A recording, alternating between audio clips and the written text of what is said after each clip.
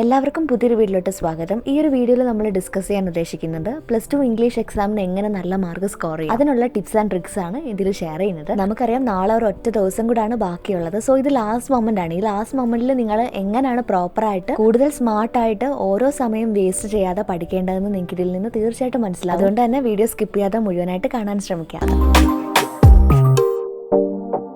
Hi all, this is Vishnupriya. Welcome back to my channel. നിങ്ങൾ എൻ്റെ channel ആദ്യമായിട്ട് കാണുവാണെങ്കിൽ please do subscribe and enable the bell icon also. So നമുക്കിനി English പഠിക്കാനായിട്ട് ഒരു ദിവസം മാത്രമാണ് ബാക്കിയുള്ളത്. കുറച്ച് കുട്ടികൾക്ക് നാളെ എക്സാം ഉണ്ട്. അപ്പോൾ അവർക്ക് എക്സാം കഴിഞ്ഞ് വന്നതിന് ശേഷം മാത്രമായിരിക്കും ഇംഗ്ലീഷ് പഠിക്കാനായിട്ട് പറ്റുന്നത്. ഓൾമോസ്റ്റ് അവർ റിവിഷനൊക്കെ കംപ്ലീറ്റ് ചെയ്ത് വെച്ചിട്ടുണ്ടായിരിക്കും. എനിവേ, ഈ ലാസ്റ്റ് മൊമെന്റിൽ നിങ്ങൾ ഇനി എങ്ങനെ പഠിച്ചാലാണ് മാർക്ക് സ്കോർ ചെയ്യേണ്ടതെന്ന് പറയാം. ഫസ്റ്റ് ടിപ്പ് എന്ന് പറയുന്നത് എല്ലാ പാഠഭാഗത്തിൻ്റെയും റിവ്യൂസ് അല്ലെങ്കിൽ അപ്രീസിയേഷൻ ഒക്കെ പഠിച്ചു വയ്ക്കുക എന്ന് പറഞ്ഞാൽ കാണാപ്പാഠം പഠിച്ചു ല്ല ഉദ്ദേശിക്കുന്നത്. പക്ഷെ നിങ്ങൾക്ക് അറിയായിരിക്കണം ആ സ്റ്റോറി എന്താണ്, അതിനകത്ത് പറയുന്ന കാര്യങ്ങളൊക്കെ എന്താണ്. സ്റ്റോറീസ് ഒക്കെ ആണെങ്കിൽ ആരെഴുതിയതാണ്, കവിതയാണെങ്കിൽ ആരുടെ കവിതയാണ് എന്നൊക്കെ മനസ്സിലാക്കി വെക്കും. അറ്റ്ലീസ്റ്റ് ഇതെങ്കിലും മനസ്സിലാക്കി വെച്ച് കഴിഞ്ഞാൽ ആ ഒരു പാഠഭാഗമായിട്ട് ബന്ധപ്പെട്ട ഒരു ക്വസ്റ്റ്യൻ വന്നു കഴിഞ്ഞാൽ നിങ്ങൾക്ക് നിങ്ങളുടേതായ ഓൺ സെന്റൻസിൽ എന്തെങ്കിലും ആൻസർ എഴുതാനായിട്ട് സാധിക്കും. ഇനി രണ്ടാമത്തെ ടിപ്പ് എന്ന് പറയുന്നത്, നമ്മുടെ എല്ലാ ചാപ്റ്റേഴ്സിന്റെയും താഴെയായിട്ട് റീഡ് ആൻഡ് റെസ്പോണ്ട് എന്ന് പറഞ്ഞിട്ട് കുറച്ച് ഷോർട്ട് ക്വസ്റ്റ്യൻസ് കൊടുത്തിട്ടുണ്ടായിരിക്കും. ഇത്തരം ക്വസ്റ്റ്യൻസ് മെജോറിറ്റി സ്റ്റുഡൻസും സ്കിപ്പ് ചെയ്യാറാണ് പതിവ്. അതായത് നോക്കാറ് പോലും ഇല്ലായിരിക്കും. പക്ഷേ ഈ ക്വസ്റ്റ്യൻസ് നിങ്ങൾ വായിച്ച് നോക്കി, ടെക്സ്റ്റിനകത്തുള്ള ക്വസ്റ്റ്യൻസ് ആണ്. ഈ ക്വസ്റ്റ്യൻസ് നിങ്ങൾ വായിച്ച് നോക്കി ആൻസർ കണ്ടെത്താൻ നോക്കിക്കഴിഞ്ഞാൽ ഈ ഷോർട്ട് മാർക്കിന് ചോദിക്കുന്ന ക്വസ്റ്റ്യൻസ് എക്സാമിന്, അതായത് 2 മാർക്കിനൊക്കെ ചോദിക്കുന്ന ക്വസ്റ്റ്യൻസ് പെട്ടെന്ന് ആൻസർ ചെയ്യാനായിട്ട് സാധിക്കും. മാത്രമല്ല ഈ ക്വസ്റ്റ്യൻസ് ആൻസർ ചെയ്യുന്നതിലൂടെ ആ ഒരു ചാപ്റ്ററുമായിട്ട് നിങ്ങൾ കുറച്ചുകൂടി ഒന്ന് അടുക്കും, അല്ലെങ്കിൽ അതിനകത്ത് വരുന്ന കാര്യങ്ങളൊക്കെ ഒന്നുകൂടെ ഒന്ന് മനസ്സിലാക്കും. നമുക്കറിയാം ഇംഗ്ലീഷിനാണെങ്കിലും എല്ലാ സബ്ജക്റ്റിനാണെങ്കിലും നമുക്ക്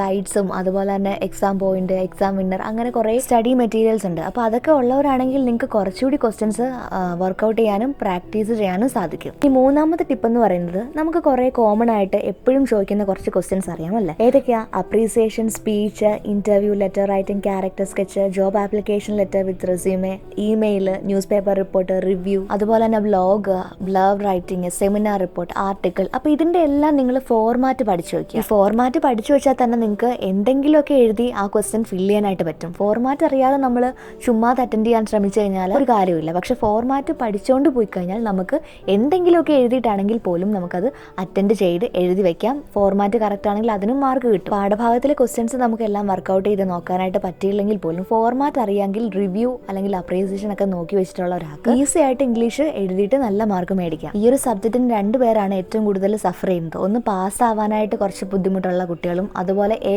മേടിക്കാൻ.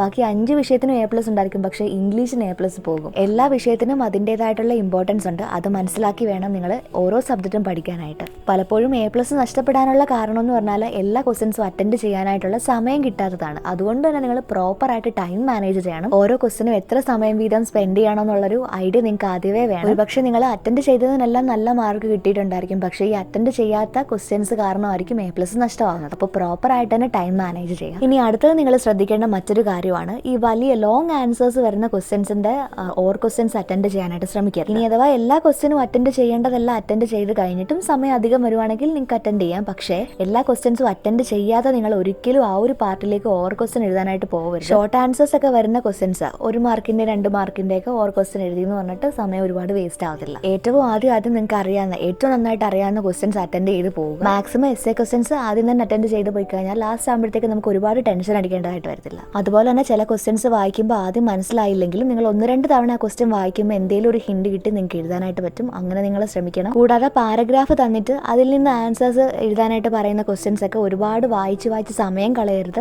ഓരോ ക്വസ്റ്റ്യന്റെയും എഴുതുമ്പോൾ അതിന്റെ മാർക്കിന്റെ ഇമ്പോർട്ടൻസ് മനസ്സിലാക്കി വേണം നിങ്ങൾ ഓരോ സമയവും സ്പെൻഡ് ചെയ്യാനായിട്ട്. ഇനി ഏറ്റവും ഇമ്പോർട്ടന്റ് ആയിട്ട് നിങ്ങൾ ശ്രദ്ധിക്കേണ്ട ഒരു കാര്യമാണ്, നമ്മളെല്ലാം വാട്സാപ്പിലും എല്ലായിടത്തും ചാറ്റ് ചെയ്യുന്നവരാണ്. അപ്പോൾ ചാറ്റ് ചെയ്യുന്ന സമയത്ത് നമ്മൾ വേർഡ്സിന്റെ എല്ലാം ഷോർട്ട് ഫോംസ് ആയിരിക്കും യൂസ് ചെയ്യുന്നത്, അല്ലെങ്കിൽ അബ്രീവിയേറ്റഡ് ഫോംസ് ആയിരിക്കും യൂസ് ചെയ്യുന്നത്.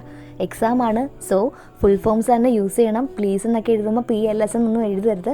പ്ലീസ് എന്ന് തന്നെ ഫുൾ ഫോമിൽ തന്നെ എഴുതണം. മാക്സിമം വൃത്തിയായിട്ട് തന്നെ എഴുതാനും ശ്രമിക്കുക. സോ ഈ ഒരു വീഡിയോ ഇത്രയേ ഉള്ളൂ. നിങ്ങൾക്ക് ഈ വീഡിയോ ഉപകാരപ്രദമായെങ്കിൽ ലൈക്ക് ചെയ്യാനും ഷെയർ ചെയ്യാനും മറക്കരുത്.